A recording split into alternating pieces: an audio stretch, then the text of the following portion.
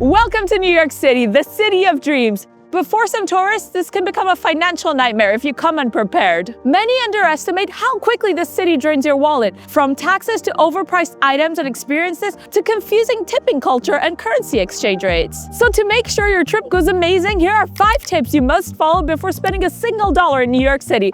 I'm Prina from Wise. Let's get started. My first tip is you have to understand the real price of New York City. And here we are at the Apple Store in 5th Ave, the best place to illustrate this. We'll break down this tip into 2 parts, taxes and tipping. Here we're talking about taxes because many tourists land in New York City and run to the Apple Store to get a new iPhone. And now we'll get a new iPhone 17 and compare the real price with the price that's on the website. Let's go.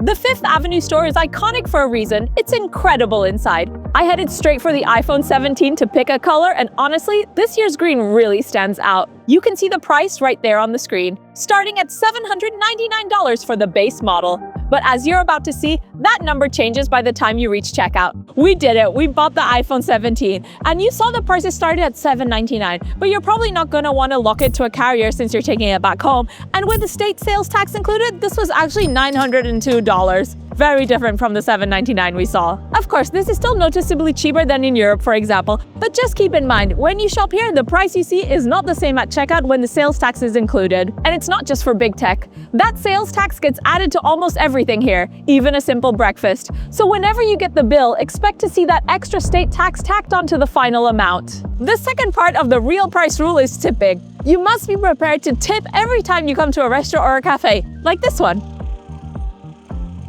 Tipping here is a massive part of the culture. You'll usually see suggested amounts right on the check, and these days they often start at 20%. Sure, you can hit no tip at checkout, but be prepared. Staff might actually ask if something went wrong.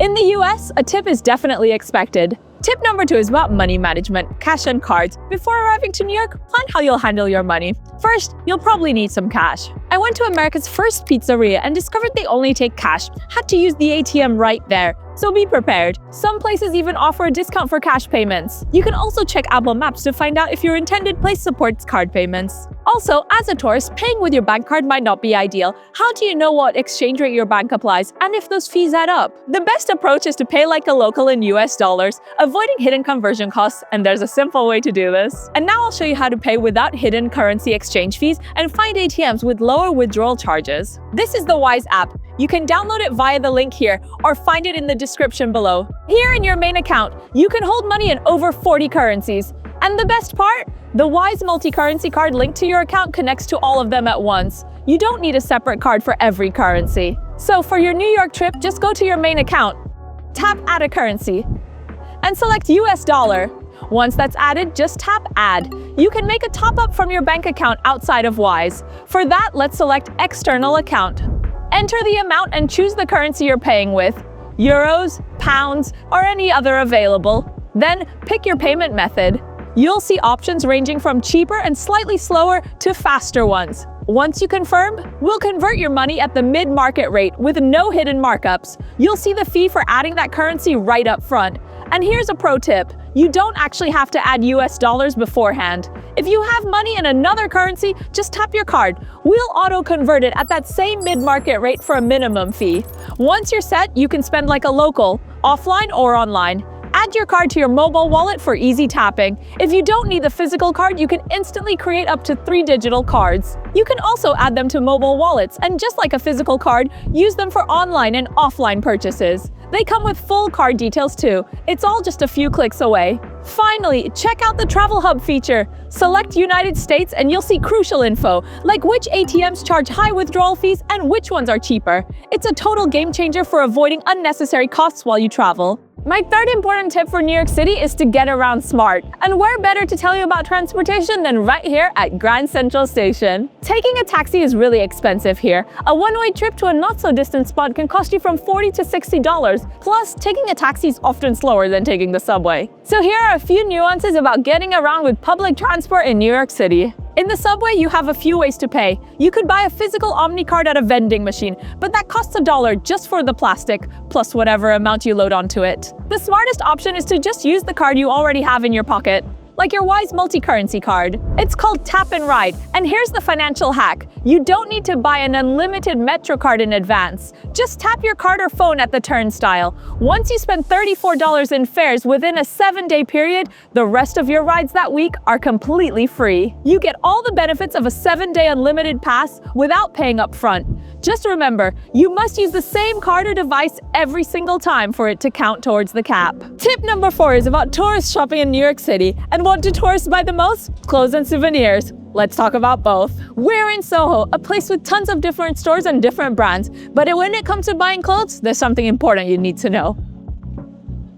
When you're checking out the big global brands, keep your eyes open. I popped into Zara to compare the price of this jacket to what it costs back in the UK. And honestly, buying it in New York would have been a mistake. Even before the sales tax is added, the sticker price is already higher here than in London. That's why, when you're exploring different brand stores, do a quick comparison on your phone. You might find the exact same thing is actually cheaper back home. So what I recommend is you guys buying from local brands or buying something that you cannot find at home. And speaking of souvenirs, walking these streets, you'll be surrounded by the temptation to grab all sorts of little trinkets. But before you buy anything, stop and ask yourself, do I really need this?